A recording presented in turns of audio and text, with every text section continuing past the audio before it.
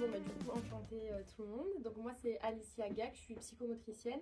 Je travaille actuellement en libéral donc dans le 10e et à mi-temps, je suis en structure médico-sociale dans un IME et dans un CESAD qui accueille des enfants autistes. Donc on est vraiment spécialisé dans l'accueil des TSA.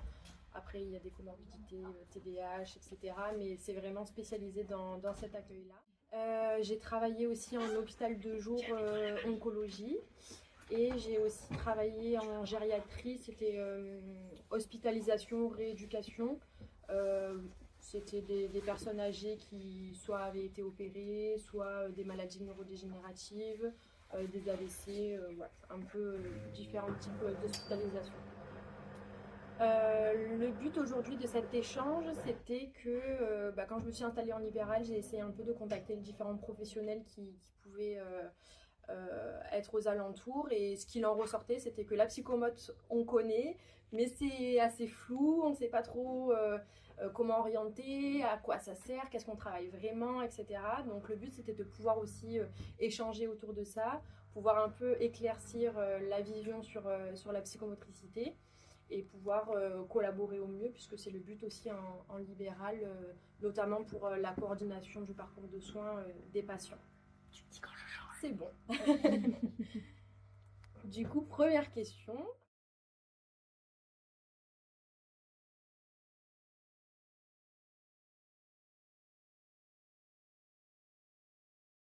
Pour que ce soit un peu interactif, pour vous, qu'est-ce que c'est la psychomote, enfin le métier de psychomotricien, en des mots par-ci par-là, mais pour voir un peu quelles bases vous avez, quelles idées vous pouvez avoir.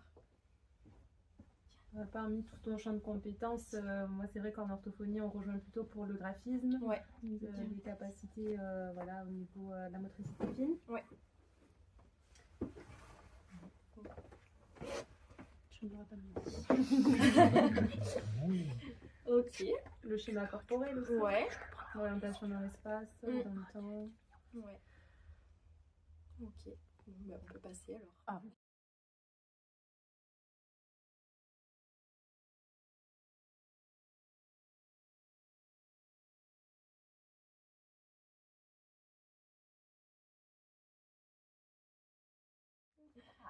Du coup, qu'est-ce que c'est la psychomotricité? Pour que ce soit assez clair, j'ai trouvé un schéma. En fait, la psychomotricité, c'est une discipline qui est vraiment à l'interaction entre les plusieurs dimensions de l'être humain, donc c'est-à-dire les dimensions cognitives, motrices et psycho-affectives. Le but, c'est de vraiment considérer cette interaction et cette influence entre les différents domaines qui va interagir et permettre à l'homme de pouvoir interagir dans son environnement. On n'est pas spécialisé, par exemple, comme les psychologues sur le domaine cognitif, comme par exemple les kinés sur l'aspect réellement mouvement moteur, mais par contre vraiment l'interaction entre ces différents domaines. Le résultat de cette interaction-là, c'est ce qu'on appelle les fonctions psychomotrices. Et ces fonctions-là, c'est celles en fait sur lesquelles nous, on va venir travailler.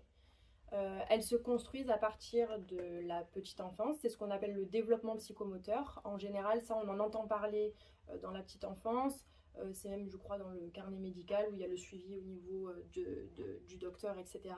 Donc le développement psychomoteur, c'est ce qu'on connaît avec l'enfant, mais pas avec les adultes et pas avec les personnes âgées. Sauf qu'en fait, le développement, les fonctions psychomotrices, elles se construisent dans l'enfance et elles s'ajustent tout au long de la vie. Et donc les fonctions psychomotrices sur lesquelles nous on intervient, c'est celles que j'ai détaillées sur le côté. Donc les représentations corporelles, c'est, comme tu l'as dit Laura, ça intègre le schéma corporel. Tout ce qui va être... le schéma corporel, c'est la représentation interne que l'on a de son corps. Donc la capacité à pouvoir se percevoir son corps. Ça va être aussi tout ce qu'on appelle les somatognosies, donc les connaissances que l'on a des différentes parties du corps, la main, le bras, les jambes, et aussi l'image de soi. Donc ça, c'est plus un aspect versant psychologique, mais c'est c'est comment on va percevoir quelle image on a de nous, plutôt sur le plan psychologique. Quelle perception on a de notre corps. Ça, comme on en parlait tout à l'heure, plus aussi dans les troubles du comportement alimentaire, c'est un champ qui va être aussi étudié. Tout ce qui est motricité globale, bah, ça c'est le mouvement en lui-même, donc c'est ce qui va nous permettre de marcher, de sauter, de rouler, de faire tous ces mouvements globaux, alors que la motricité fine, ça va être plus les mouvements fins des doigts, des mains qui vont permettre tout ce qui est manipulation d'objets, préhension d'objets, tout ce qui va pouvoir être dans la précision, dans les activités de la vie quotidienne. La graphomotricité, du coup, c'est l'écriture, tout ce qui est l'acte de l'écriture. La sensorialité, alors on ne parle pas des organes à proprement parler des sens, on ne va pas étudier l'ouïe, la vue, etc. Mais on va plus s'intéresser à comment la personne perçoit et traite les informations sensorielles dans son environnement et quel impact ça peut avoir sur elle dans la gestion aussi environnementale. Toutes les notions d'espace et de temps, ça va être les capacités à pouvoir s'orienter, s'organiser, se construire en fait par rapport aux aspects temporaux et spatiaux, donc pouvoir se diriger dans le temps et l'espace. Ensuite, j'ai mis tout en bas les émotions, les fonctions exécutives. Ça, c'est pas des fonctions psychomotrices à proprement parler, puisqu'on les retrouve dans les domaines, les grands domaines. Par contre, c'est des fonctions en fait qui influencent toutes les fonctions psychomotrices et qui sont présentes dans la psychomotricité. Ça a un impact énorme sur la manière de bouger, la manière de percevoir son environnement et la manière d'être en relation. Donc, on les prend forcément en compte. On les évalue pas forcément de manière précise comme peuvent le faire les neuropsys, les psychologues, etc. Mais par contre, il y a toujours une prise en compte de ces aspects-là.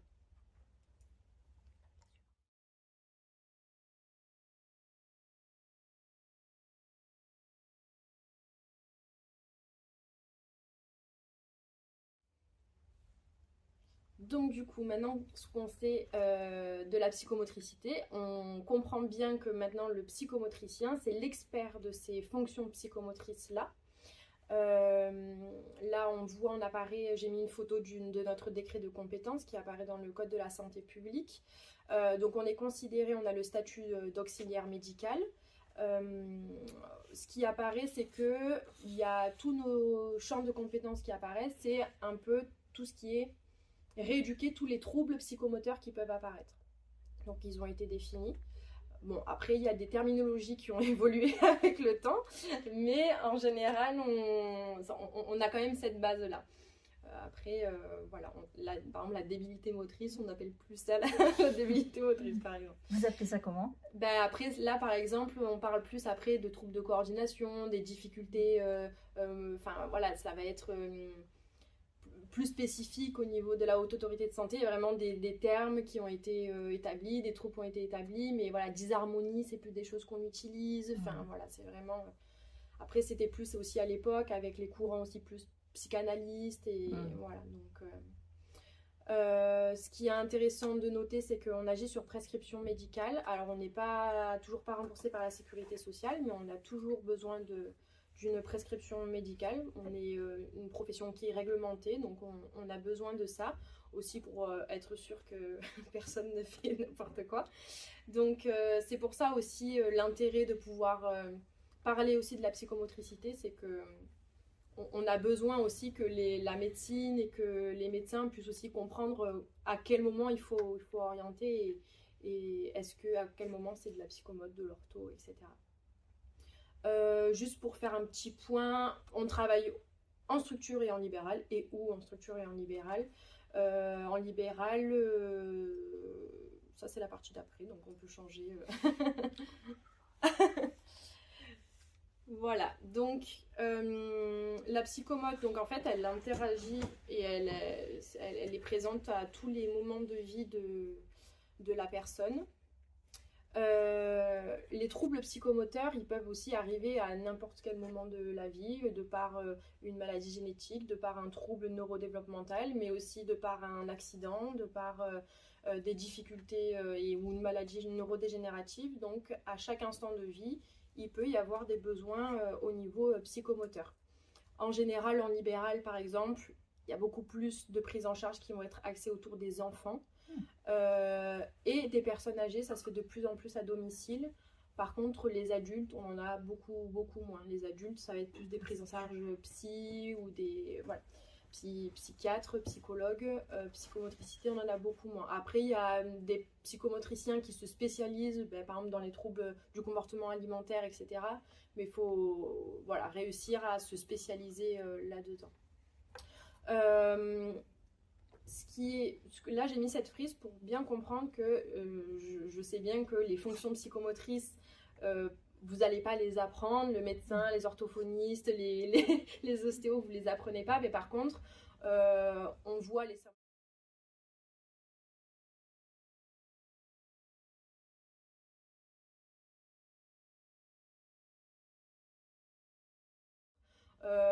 On voit les symptômes, on voit les difficultés, et c'est aussi là où on peut se dire, ok, quand j'observe ça, en fait, ça fait partie du champ de compétences de la psychomote. Donc, par exemple, pour les bébés, tout ce qui est retard de développement, tout ce qui peut être trouble du tonus, de la relation, des difficultés de régulation, après aussi tout ce qui est pathologie de naissance, handicap. Pour les enfants, le gros du gros, ça va être les troubles du neurodéveloppement. Les troubles du neurodéveloppement, on considère autisme, TDAH, troubles des coordinations, troubles spécifiques du langage et des apprentissages, anciennement je crois les troubles 10, on disait comme ça. Tout ce qui va être déficience intellectuelle. Ça, c'est quand on sait qu'il y a un diagnostic. Oui. Quand il n'y a pas de diagnostic, en général, les premiers motifs de consultation, ça va être mon enfant a du mal à être attentionné, il y a des difficultés de motricité, des maladresses, des difficultés dans les apprentissages, des troubles de l'écriture. Et c'est après, par la suite, qu'on va pouvoir aider, en tout cas, au diagnostic. Pour les adolescents, c'est pareil. On parle des troubles du neurodéveloppement. Il y a aussi beaucoup de questions d'anxiété et de difficultés relationnelles qui peuvent entrer à cet âge-là, notamment par des difficultés de confiance en soi et d'estime de soi qui vont venir impacter la manière dont l'adolescent va pouvoir interagir dans son environnement, et notamment dans les activités du quotidien, et donc la façon dont il va pouvoir se mouvoir avec son corps. Pour les adultes, c'est un peu pareil, j'ai rajouté les douleurs chroniques.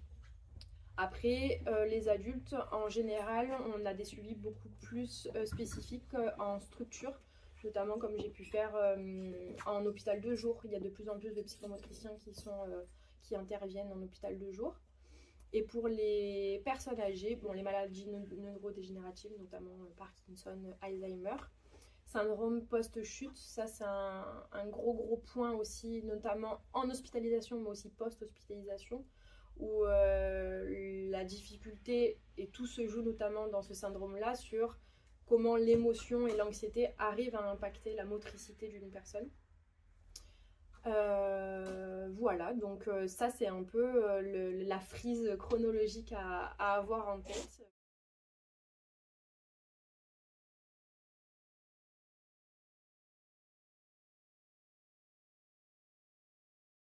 Comment on fait pour savoir qu'il y a un retard, un retard du développement? Alors ça se voit dans, comment dire, un enfant, un bébé, quand il y a un retard de développement, on parle, alors, j'aime pas de normes, mais il est censé avoir à certains âges une certaine acquisition qui est apparue. En général, on appelle ça une fenêtre de variabilité. On considère que les enfants, ils vont pas tous au même rythme et qu'ils n'acquièrent pas ces acquisitions au même moment et au même âge. Par contre, à partir d'un certain âge, on sait que là, normalement, ils devraient l'avoir acquis et que là, on n'en est pas à ce stade-là. Donc, à partir de ce moment-là, on peut se dire, ok, je peux peut-être aller consulter pour voir si c'est encore une petite difficulté à aller développer cet apprentissage, ou est-ce que c'est vraiment un retard qui fait que ça induit des difficultés plus tard.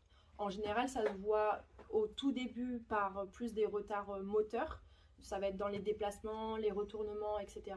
Et puis après, il vient avec les retards de langage, les retards relationnels, etc. Et c'est là que tu te mets en lien avec les orthos. Voilà. Et avec l'ostéo, c'est quand tu te mets en lien, du coup, tout ce qui est plus moteur, je suppose? Oui, majoritairement sur l'aspect moteur. En général, le lien se fait quand il y a aussi des particularités qui vont être physiques ou avec des douleurs aussi. Par exemple, comme avec le kiné aussi, nous, ça va être le corps dans sa globalité et aider à acquérir toutes les étapes de développement, mais quand on est plus en spécificité au niveau corporel, c'est là où on peut se mettre en lien avec les kinés ou avec les ostéos. Intéressant. Voilà, donc les modalités, les modalités d'intervention, donc il y a différents niveaux.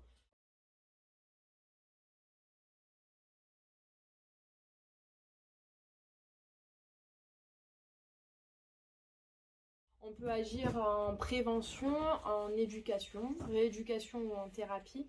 Prévention, ça va être vraiment essayer d'éviter au mieux qu'il y ait des difficultés qui apparaissent ou en tout cas qu'elles ne s'aggravent pas. Et rééducation, ça va être plus essayer de restaurer, d'améliorer ou de compenser une fonction qui va être déficitaire. Donc comme je l'ai dit tout à l'heure, on agit sur prescription médicale. Donc c'est le médecin qui va prescrire d'abord un bilan psychomoteur.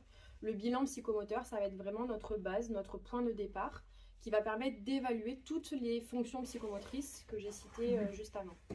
Donc le bilan psychomoteur va permettre de faire un peu l'état des lieux de quel est le fonctionnement de cette personne-là, quelles sont les compétences, quelles sont les difficultés, et puis ensuite permettre de procéder ou pas à un suivi. Parfois, il y a besoin d'un suivi derrière, et parfois où c'est juste des inquiétudes, où le psychomotricien est juste est là pour rassurer certains parents ou certaines personnes sur bon, là, à cet instant T-là, il n'y a rien d'alarmant, il n'y a rien de grave, laissons aussi le temps au temps par rapport des fois aux âges de développement. Donc voilà, le bilan psychomoteur, il aide, comme je l'ai dit tout à l'heure, c'est un outil aussi qui aide au diagnostic, notamment pour les médecins. Nous, on ne pose pas de diagnostic, c'est pas nous qui allons poser le diagnostic d'autisme ou de TDAH. Par contre, on peut dire tous les éléments que j'ai observés vont en faveur ou en tout cas font penser à. Et c'est après, c'est le médecin qui gère. Donc les séances, elles s'organisent différemment. Donc ça peut être, en général, majoritairement, c'est des séances individuelles. Il y a des possibilités de faire des séances en groupe. Il y a aussi des séances de guidance parentale qui peuvent se faire. Alors ça, c'est plus avec la prise en charge des enfants. Les guidances parentales, c'est plus aider les parents à comprendre le trouble, à comprendre le fonctionnement de leur enfant pour que à la maison et au quotidien, ça se passe au mieux pour tous. Donc voilà, et les interventions extérieures, j'ai mis ça, bon ça concerne tout le monde bien sûr, mais intervenir à l'école quand on est en lien avec la maîtresse, des interventions en crèche qui peuvent se faire sur des ateliers psychomoteurs, des interventions en EHPAD, enfin voilà, il y a plusieurs possibilités aussi en tant que professionnel libéral. Et les séances individuelles, en général, tu pas du combien de temps, une demi-heure, une heure? Ouais, c'est entre une demi-heure et 45 minutes. En général, une demi-heure, c'est plus pour les petits. Et 45 minutes, ça va être les enfants un peu plus grands. Et les personnes âgées, c'est ce qu'on fait aussi? Oui, alors moi, j'ai pas de personnes âgées, j'ai des adultes. Personnes âgées, je pense qu'on est plus aussi sur du 45 minutes. Et c'est combien de séances hebdomadaires? Alors, vu que c'est pas remboursé par la sécurité sociale, c'est en tout cas au mieux une séance par semaine. Il y en a qui font une séance toutes les 2 semaines. Après, ça reste difficile parce que si on veut voir des évolutions, il faut que ça puisse être aussi régulier. Malheureusement, 2 séances par semaine, c'est très compliqué. Ça coûte combien une séance? Une séance, alors là, les tarifs à Marseille, 30 minutes, c'est à peu près 30 € et 45 minutes, 45 €. Ok, c'est comme chez le coiffeur.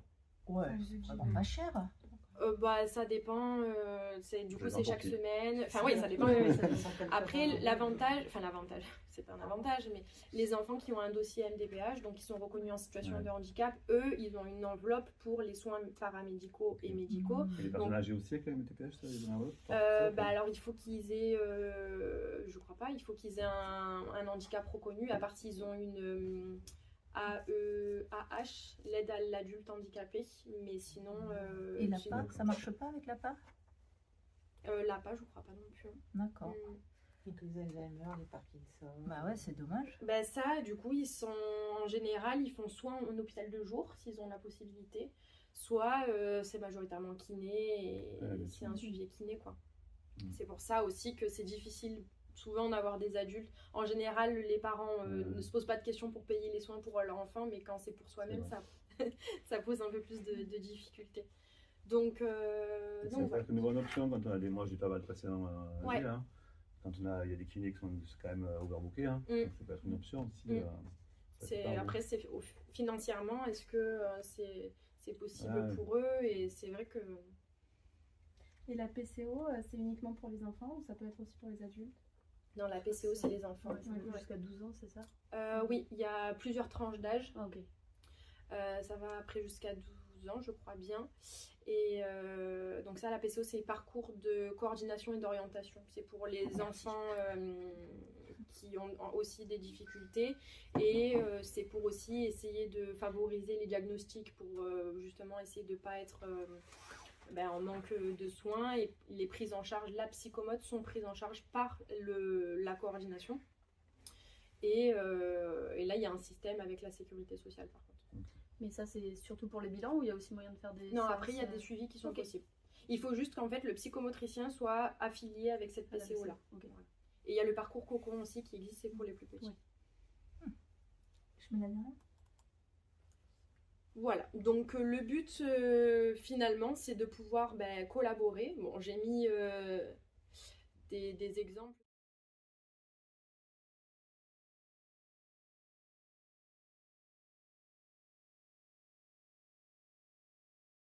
C'est non exhaustive, mais c'est vraiment pour dire que bon, le médecin reste quand même à la place centrale dans cette collaboration parce que c'est lui qui va coordonner, c'est lui qui va dépister, c'est lui qui va prévenir toutes ces difficultés chez les patients et qui va pouvoir orienter au mieux les prises en charge. Et en général, c'est aussi de pouvoir coordonner ces soins avec le médecin, mais aussi entre nous. Et cette collaboration, je la trouve aussi intéressante, notamment en libéral, de pouvoir aussi, alors au mieux, ça serait d'avoir des patients en commun dans le même quartier, mais c'est vrai que déjà de pouvoir entrer en contact entre les différents professionnels pour pouvoir harmoniser des outils, pour pouvoir favoriser la généralisation des apprentissages, c'est vraiment aussi pouvoir communiquer sur nos différents champs de compétences. Et l'idée, c'est vraiment de se dire que chacun est spécialiste de sa discipline, mais qu'on a aussi des choses qui sont complémentaires et que même s'il y a des choses qui vont se rapprocher, en fait, on a chacun notre approche, chacun notre regard, qui fait que c'est aussi intéressant de pouvoir partager tout ça.